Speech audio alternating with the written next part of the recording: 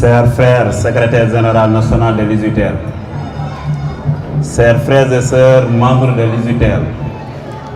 chers frères et sœurs, CLC des différentes communes de Keur Massar, chers responsables départementaux du parti, chers membres éminents, distingués, invités, représentants estimés de la presse,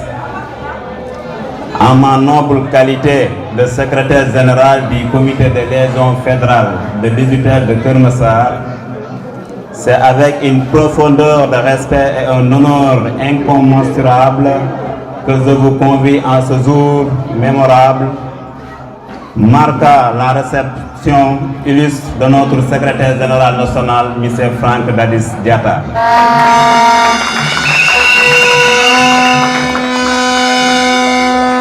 Et la présidente de la commission féminine, la sœur Fatima Lo.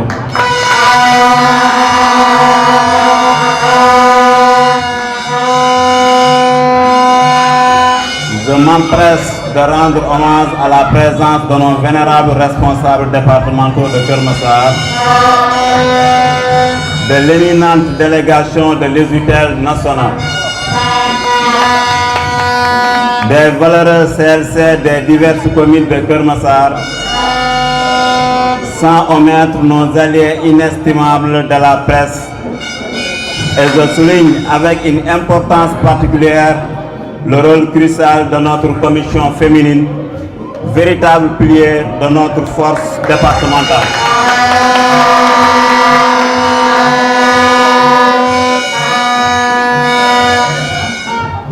Nous voici rassemblés à une époque pivot pour les fondements de notre démocratie, les préceptes de notre justice et la trajectoire de l'avenir de notre nation. Des enjeux d'une gravité exceptionnelle jalonnent notre parcours politique, exigeant de nous une vigilance de chaque instant et une détermination sans faille. Notre engagement est total envers les travaux de la commission d'enquête parlementaire. Et nous plaidons avec ferveur pour la réintégration inconditionnelle de M. Karim Wade, 5e président de la République du Sénégal, dans l'arène électorale. Comme l'a magistralement exprimé notre frère secrétaire général, M. Franck Dadis Diatta, la jeunesse libérale de Keur Massar doit se tenir prête, animée d'un esprit de mobilisation indéfectible. Notre message est clair et non sujet à interprétation. Aucune élection ne saurait se tenir si Karim Wade n'est pas restauré dans ses droits de candidature. C'est donc un cri de ralliement que je lance en ce jour à l'ensemble des CLC du département de Keur Massar. Nous, jeunesse ardente et avant-garde de notre parti, avons-nous élevé, inébranlable, pour revendiquer et garantir le retour de Karim Meïssa Wade.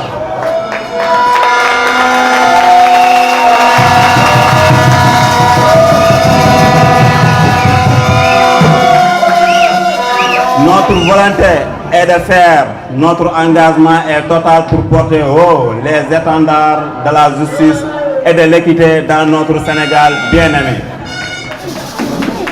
Ensemble, avec une unité sans faille et une résolution inébranlable, nous affronterons ces épreuves. La jeunesse libérale de Keur Massar se tient prête à endosser sa responsabilité dans ces luttes pour la démocratie, la justice et pour un avenir où chaque voix se fait entendre, où chaque vote porte en lui le poids de la vérité. Je vous adresse mes remerciements les plus sincères pour votre attention.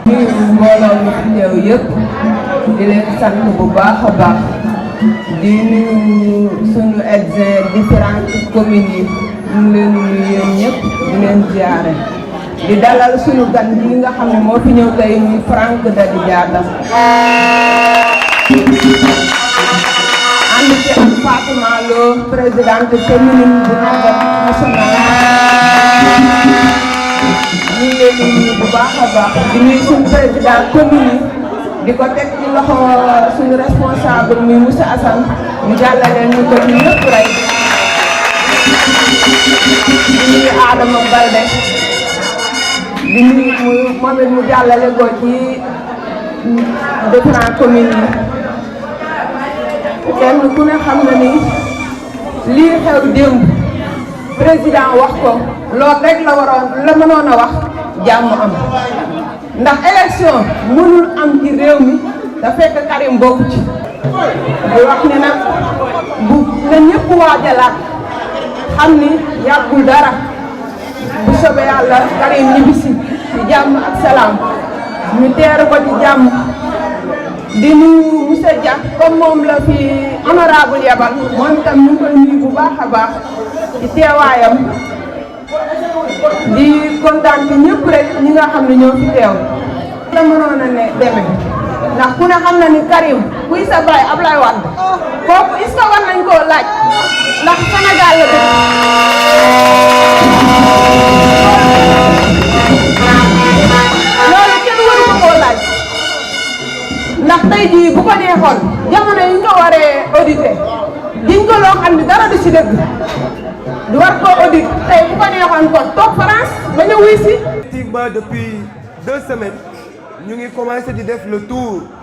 des départements le pourquoi ñu koy def mooy c'est de remobiliser et de redynamiser la jeunesse qui est le fer de lance d'une structure telle que le Parti démocratique sénégalais. li tax ñu koy def également vous n'êtes pas sans savoir qu'il y a de cela 1 mois si ay élection la ñu mujjee dem yàlla def avec seen soutien surtout le département de Keur Massar man ñu daal di may falaat notre sœur la présidente commission féminine. donc ñëw bi nekk ñëw boo xam ne également il fallait ñu ñëw à la base remercier non seulement ñi nga xam ne ñoo jël seen confiance porté waat ko si ñun mais également ñu wàcc à la base comme UJTL chaque fois day woote ñu koy fekk cette fois-ci UJTL wàcc dans les fins fonds du Sénégal parce que dafa bokk suñu ay mission suñu ay objectif ñu fexe ba UJTL bi ñu yor nekk UJTL boo xam ne section yeeg CLF yëpp dañ ci mën a gis satisfaction donc loolu bokk na si lu tax ñu entamer activité bi bokk na aussi si lu tax ñu entamer activité bi pour lancer des messages forts aux jeunes. Nous avons eu à observer discours bi nga xam ne le frère Abdou Karim Meïssa Wade def na ko le 2 janvier su ma juumul mu nekk un discours symbolique pour nous la jeunesse mu jël 8 minutes accordé ko à la jeunesse donc ñun les jeunes surtout ñun ñi nga xam ne UJTL la ñu bokk dañu war a approprier wu message bi jël ko dem partager ko ak la jeunesse parce que réew boo ko bëggee suqali il faut nga joxoñ jafe-jafe jeunesse bi